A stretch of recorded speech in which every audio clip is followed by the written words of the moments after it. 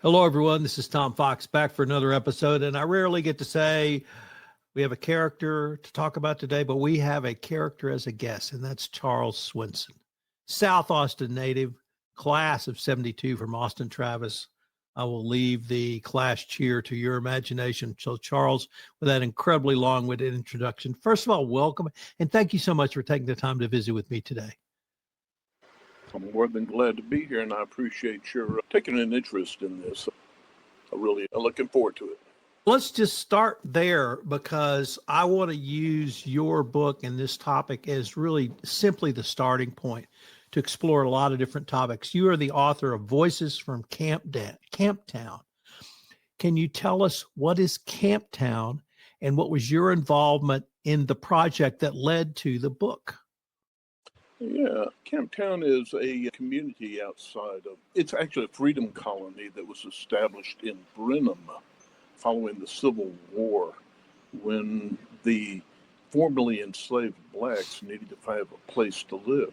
And although there was already a pretty significant population of them in Brenham, nonetheless, they started gathering around the camp that it refers to as the Union Camp that was established by the federal forces after the Texans finally surrendered, not at Appomattox, but several months afterwards. And when they did, the federal troops came in and they would establish different freedmen bureaus around the state of Texas to help give these formerly enslaved blacks who were now liberated a chance to go ahead and thrive, because they did need quite a bit of protection. They had been formerly considered property by many of these people and the source of their wealth, and then suddenly they had been set free. A lot of the former people who considered themselves owners were not real happy about that, and there needed to be an amount of protection. So Camptown refers to the camp that a lot of them gathered around. It was a Union camp to the east, about a mile east of what was then Brenham. And Camptown Cemetery, now, that is a cemetery there that I was unaware of completely. I first came to Brenham with a good friend of mine, Bob Wishoff. Bob Wishoff and I had been interested in archaeology for quite a while, actually.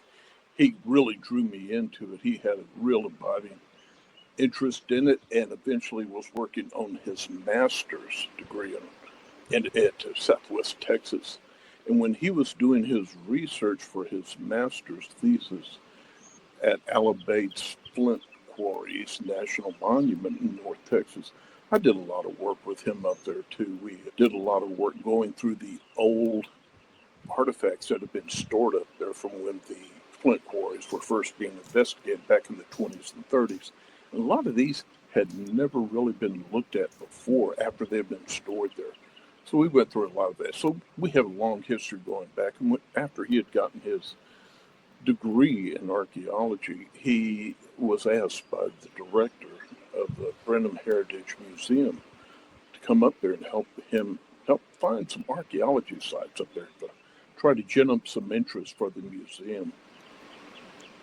We were looking for various different things. We did a few digs at a few of the more famous houses around there, but we also working for this site where Custer had stayed. Custer came through Brenham shortly before he had his Indian experience up at Little Bighorn, but we were kind of looking for that. In the interim, we were wondering where this Union camp was, because we came across, there was this Union camp in Brenham. Where was it? We did not quite know. In the process, we met Eddie Harrison. Eddie Harrison is a real key element for me in learning about Camptown and an abiding interest for me. I actually tried to really dedicate as much of the book as I could to Eddie. Eddie is, almost anyone in Brenham who's anyone during the 50s, 60s, and 70s, and 80s, and 90s, and 20s, and 2010s knew Eddie Harrison. He had formerly been a high muck in the military. I'm afraid I'm not good on military ranks and everything, but he was way on up there. But he didn't wear that on his sleeve. He had been a former judge. He didn't wear that on his sleeve. He was a deacon at Mount Rose Baptist Church. He had been a county extension agent, and he had an abiding interest in Black history and history in general, but especially in Black history in Brenham and Washington County. And he had an opportunity to go out as an extension agent and learn a great deal about the history of the area directly from some of the people who had been involved in it, specifically from Black communities, which had not been really represented in any of the histories of Brenham. I became quite interested in these things later, but this comes later. It was Eddie who, when we were asking around at the museum about the Union camp, he said, "Oh yeah, it was right on the other side of Camptown Cemetery." And we're going, "Where's Camptown Cemetery?" And he said, "Come on, we'll show you." And we followed him out to it, and we were absolutely amazed that this was a cemetery. It was at the end of a dead-end street. It was quite ironic that there was actually a large dead-end sign right as you drove into the cemetery. And many of the people actually who lived in the vicinity weren't really aware that it was a cemetery. It was overgrown, and when I say overgrown, it was like a small jungle in there. And it was hard to believe it really was a cemetery, except you could see one or two tombstones just on the outer edge of it. Beyond that, you couldn't see much. It was so overgrown. But he took us back in there a little bit, and we started going back further and further into it. And the more we went into it, further and further, it was amazing how many tombstones there were in there, dating back from the 1870s, the 1880s. And he was telling us, yeah, this is where a lot of the Blacks were buried here from Brenham, because, of course, they weren't really allowed to be buried in the other cemeteries. And this had been a cemetery even prior to the Union camp, and was kind of a known area to them. And that was what really sparked my interest in Camptown Cemetery. And there is a very long answer to a very short question. So how did you use the Camptown Cemetery as a starting point to tell the tale of Camptown, of Blacks in Washington County or near Brenham, or maybe even the start of Reconstruction and Jim Crow up until today? As we were going through the cemetery, of course, there were all these names on these gravestones. It was clear that there were more graves than gravestones, because we had to be a little careful back there time and again, because there would be these areas that we would walk into, and it's like the ground starts sinking underneath you. You see a little divot under you. You realize you're walking over a lot of graves in there, but there were a pretty good number of gravestones. And then we had names and dates on them, dates of birth and dates of death. And there had been a small census of the cemetery that had been done prior to this. Eddie had been trying to, actually, he was already in the process of getting designation as a Texas Historical Cemetery from the Texas State Historical Association for the cemetery.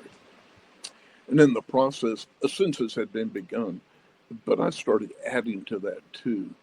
And I started wondering more about, who are these people that were buried here?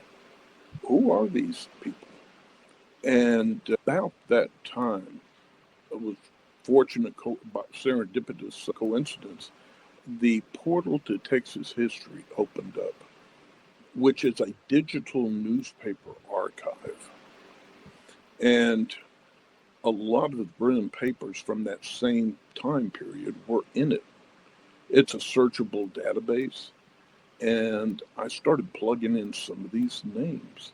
And when I did, I started getting bits and pieces of stories. And suddenly it's like I began to understand who some of these people were in here.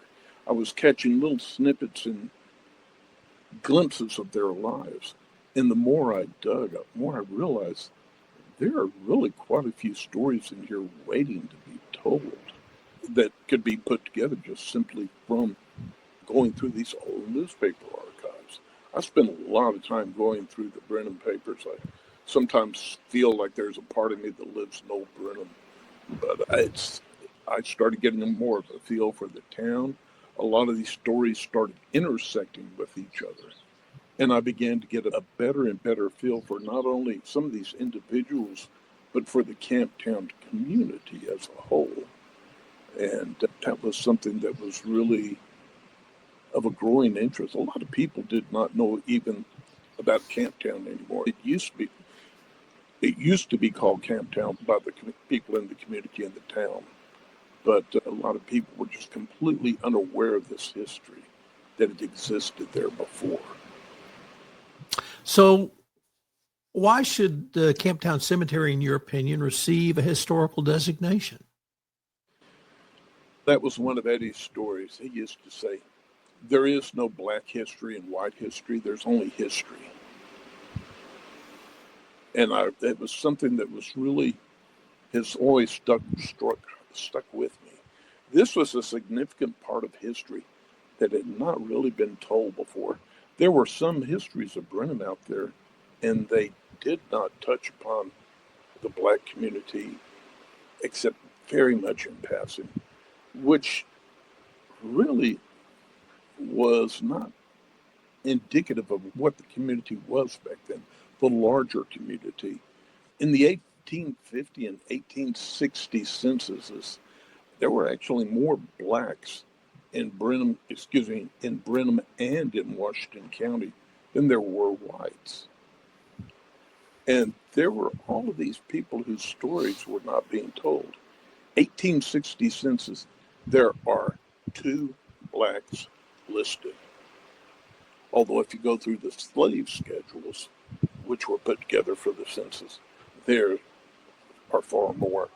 And those 2 blacks, the only 2 blacks in there that have names in the census, all they have is a first name.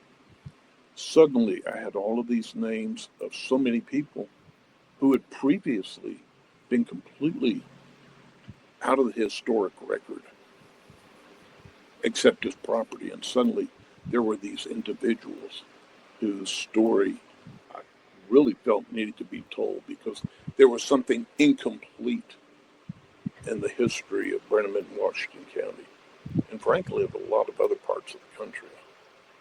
As you move forward after the end of the war and during Reconstruction, Jim Crow and thereafter, did you begin to see families of blacks buy or own property? And then following the property records, you could see how those families either expanded or sometimes contracted their holdings? Absolutely. That was one of the things that actually fascinated me.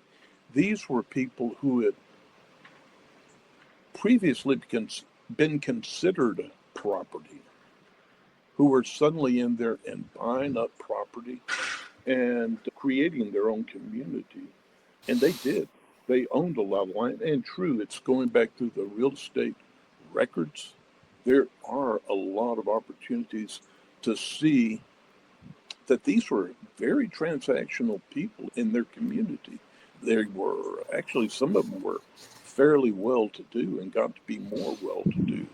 I don't want to say real estate speculators, but they understood the value of owning, buying, and selling land. And there is a lot to be learned from going through those real estate records as well. I was also very fortunate that a good part of the Washington County records where those real estates are recorded are also online in a searchable base. So I had a confluence of really fantastic research opportunities at my hand. And that's what I started trying to merge all of these together into bigger and greater stories of the individuals and of the community in Camptown. Were you able to see? So I currently live near Kerrville, and there's a well-documented, or was a well-documented, black school system in Kerrville. And were you able to document the black schools? Because we both lived at a time where segregation was still a part of the Texas educational system. Were you able to see that growth of the black school system in Brenham or the greater Washington County?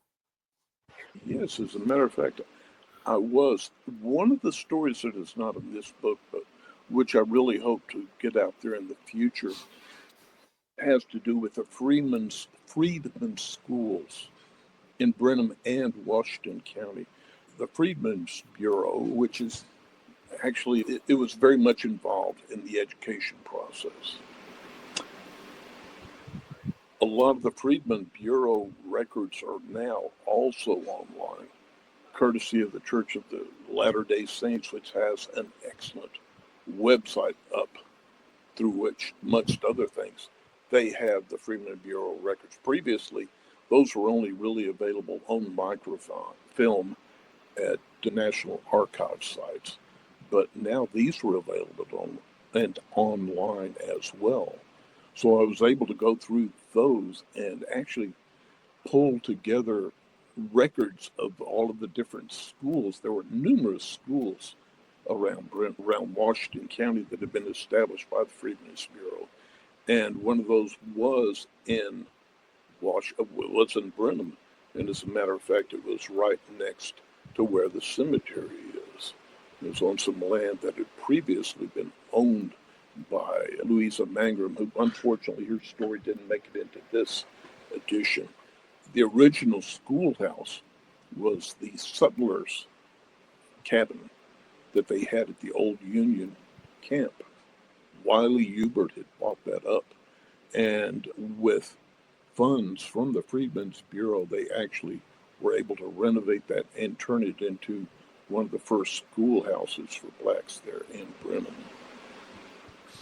As we move through into the 20th century and through World War II, perhaps, were you able to see changes in the black community and maybe even when some of the veterans came back from World War II? My research did not really go that far. Initially, there were not that many, records available to me.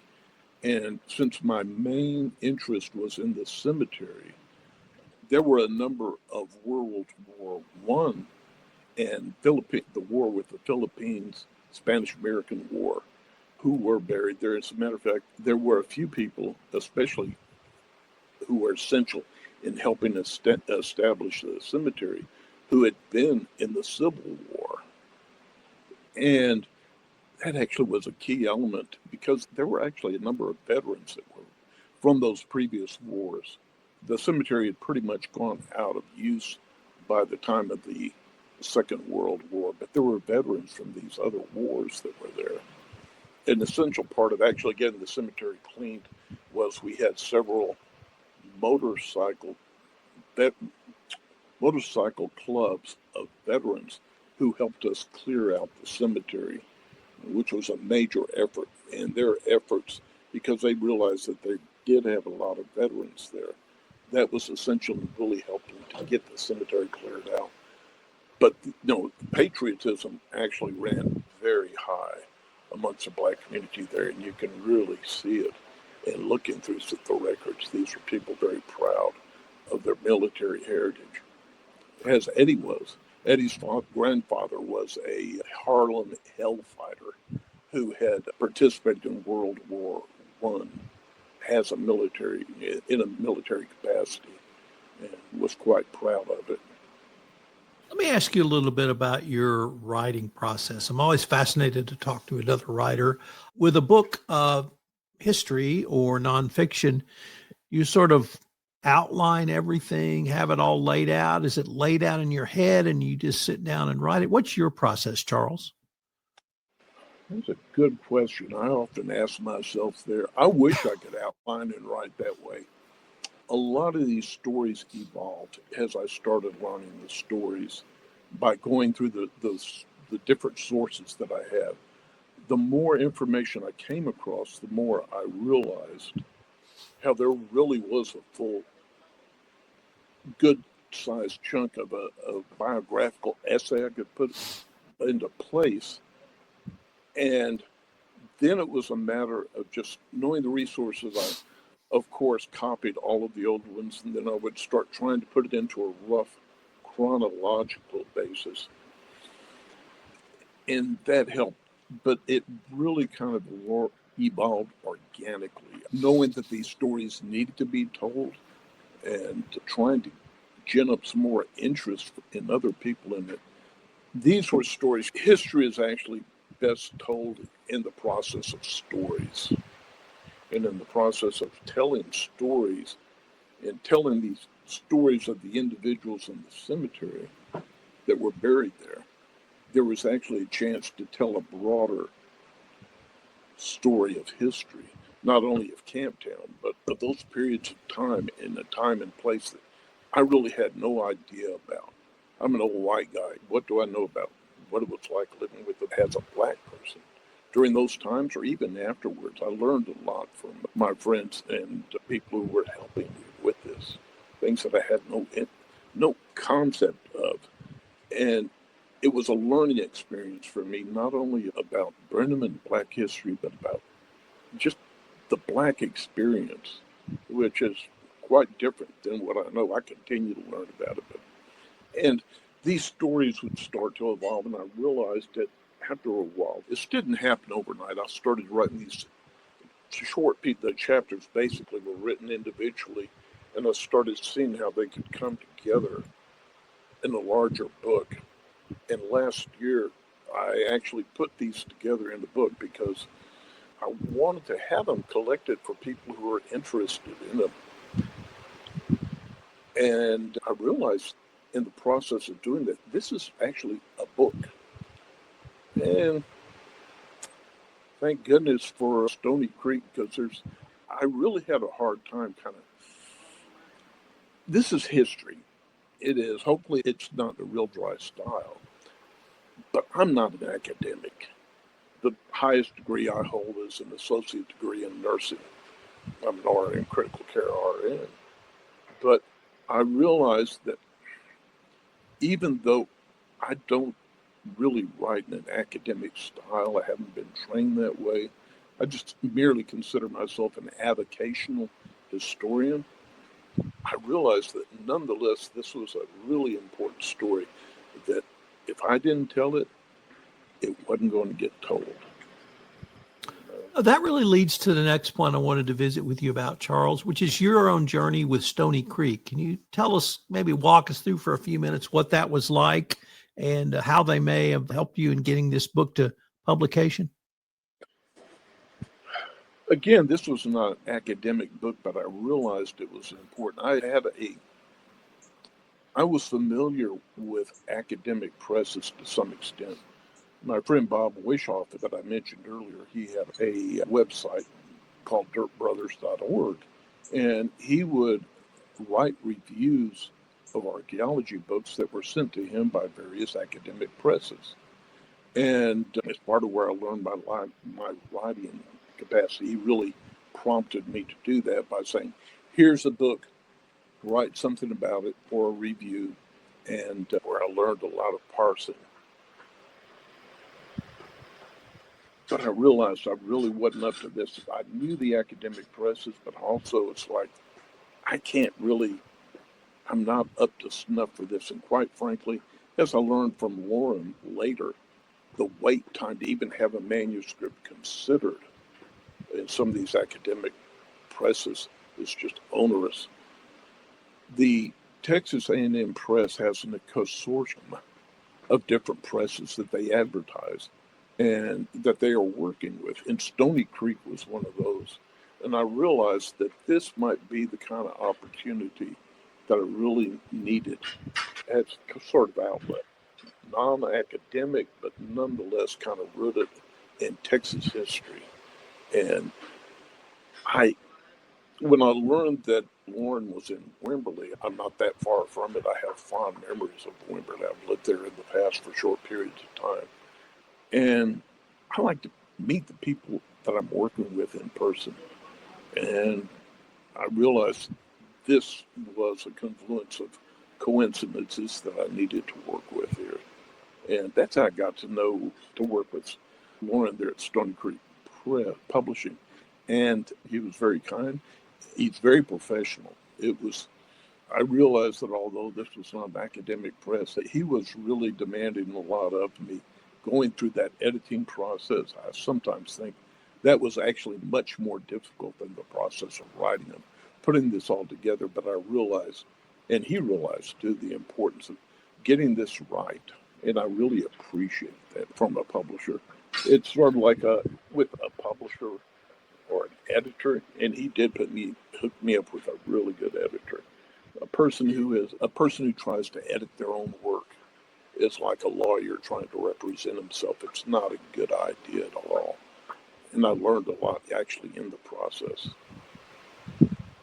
Charles, unfortunately, we are near the end of our time for this episode. But before we leave, I wanted to ask you if our listeners are interested in finding out more about the book or would want to check out your website, what would be the best place or places for them to go? And of course, we'll put that in the show notes. I have a blogspot that I used to work with. So it's a web page that I was just working with because I wanted to get a lot of stories out. And that's camptowncemetery.blogspot.com. I've been working with a group of like-minded individuals in Brenham in Washington County who are also interested in this. And we have put together a website that is still in the process of evolution, and that is texas10.org, and that's tx10.org. And the book should be coming out next month sometime. Charles, this has been a fascinating exploration of a part of Texas history that unfortunately, as you said, has not been given the attention it deserves. And I hope that our listeners will buy your book so that they can learn more about this. And I hope we can continue this conversation. Oh, I would love to anytime. You get me going on it, it's hard to get me to stop.